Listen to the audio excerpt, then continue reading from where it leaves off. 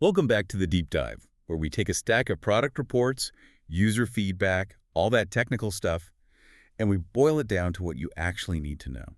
And today we're definitely cutting through some noise. We're doing a full deep dive on a very popular piece of hardware, the LEVOIT Core 200 SP Smart Air Purifier. Right. Our mission here is to pull out the practical stuff. The specs, sure, but more importantly, the trade-offs. We want to figure out where this thing really shines and, where it falls a little short. So you know if it's the right fit for your space, not just what it says on the box. Exactly. And looking through the sources, two things just jumped out at me immediately. First, it's tiny, genuinely small. And second, it's fully smart controlled. Which sounds like the ultimate convenience package, right? It does. But as we know, convenience often has some fine print. It definitely does. So let's start with the basics, the physical facts. Just how small and efficient is this thing, really? Okay, so let's get into that. The footprint.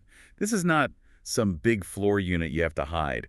We're talking dimensions of about 8 by 12.5 inches. So it's small enough to just sit on a nightstand. Exactly. Or a desk in a small office. It's not going to take over the room. And the weight matches that. It's only about 6.6 pounds. Yeah, super portable. You can easily move it from, say, the kitchen to the bedroom. No big deal. It really is a core unit for a personal space. That name fits. And what about running it all the time? The sources mentioned its power draw is really low. It is. The reports say it pulls only about 45 watts. So what does that actually mean for your electric bill?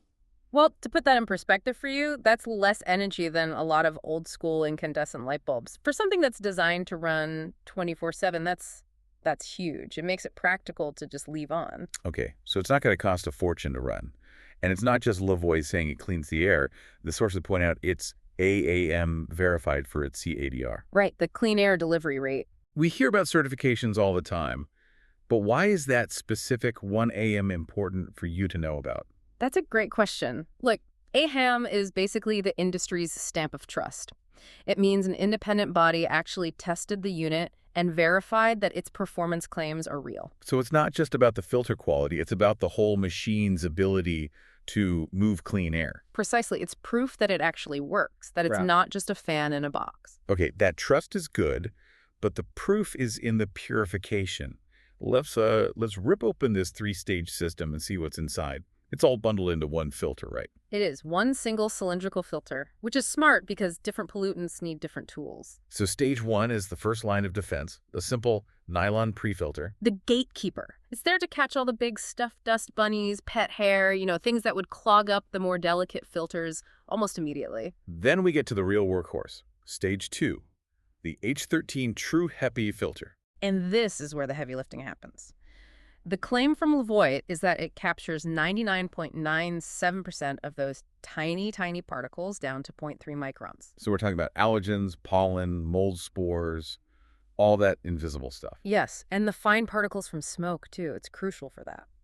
And then the third and final stage is the activated carbon filter.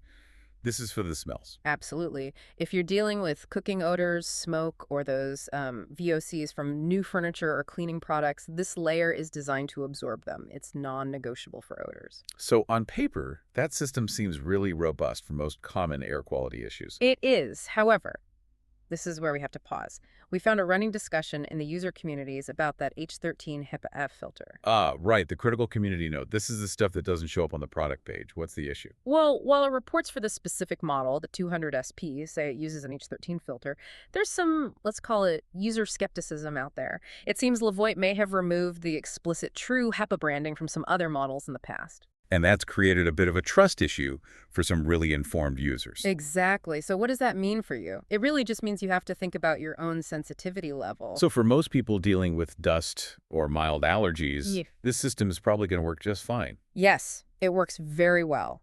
But if you have, say, a severe respiratory condition and you need that medical grade assurance, well, that's when you might want a model with more extensive third-party testing, even beyond what AHAM provides. It's a trade-off. That is a really important distinction. Know what you need. Okay, let's move on to what makes this product shine for most people. The convenience.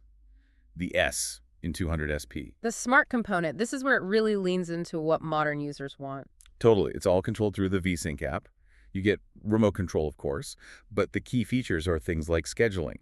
You can set it to turn on when you leave for work, for example. And you can check the filter life from your phone, which is actually really useful. It stops you from throwing out an expensive filter before you need to. And it connects to your smart home.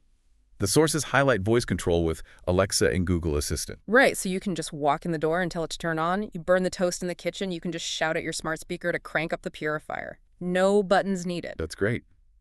But for a bedroom unit, noise is everything. And the reports, they rave about how quiet this thing is. They do. In sleep mode, they describe it as whisper quiet.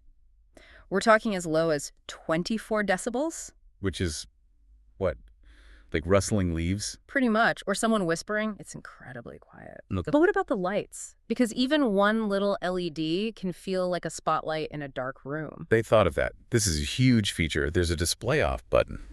You press it, and every single light on the unit turns off. Total darkness. Oh, that's smart. That shows they were actually listening to user feedback. It really feels like it. And you've also got a timer you can set, from 1 to 24 hours. So you can just run it for a bit after dusting or cooking. Okay, so we've got a lot of wins here. Small, efficient, good filtration, super quiet, very flexible smart controls. But now we have to get to the trade-offs. This is where expectations and reality can really, really diverge. Precisely. Let's talk about the single most critical drawback we found in the reports, and it all comes down to room size. Right. This is the marketing versus reality check. Mm-hmm. So what's the claim and what's the, the real world effective range? It's fascinating because the numbers are all over the place. Some marketing copy suggests it can handle large rooms. Some even say up to 675 square feet for, quote, very light usage. Very light usage feels like a huge asterisk. It is. The sources are pretty clear.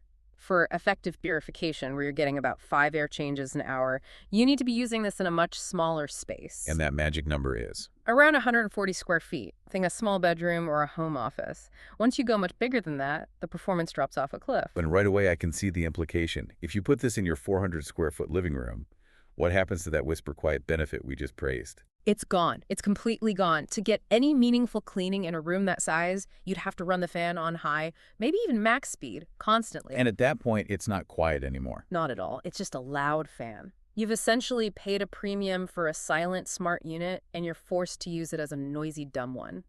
It defeats the whole purpose. That's a perfect way to put it. You bought the S for silent and smart, Yeah. but in a big room, you lose both. Exactly. Okay. But there's another trade-off that might be even more frustrating, and that's the total lack of an auto mode.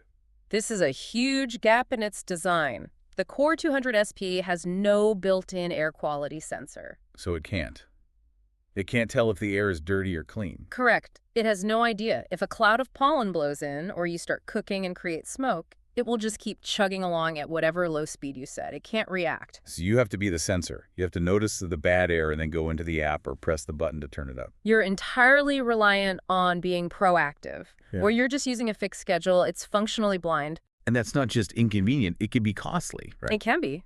Think about it. You burn toast, you manually crank it to max. An hour later, the air is clean, but if you forget to turn it back down... You're just burning through that expensive filter life for no reason. Precisely. You're wasting the filter because the machine doesn't know its job is done. The smart scheduling is kind of undermined by the dumb lack of a sensor. Before we get to the final verdict, there were a couple of other smaller, but still important user complaints.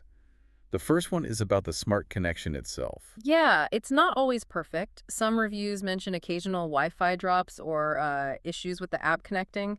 The initial setup can be a little tricky for some people. So if your home Wi-Fi is already a bit flaky, this might add to the frustration. It could, yeah. And we can't forget the ongoing cost. This isn't a one-time purchase. That 3-in-1 filter needs replacing, and the official LEVOIT filters. They're not cheap. That cost definitely adds up over time.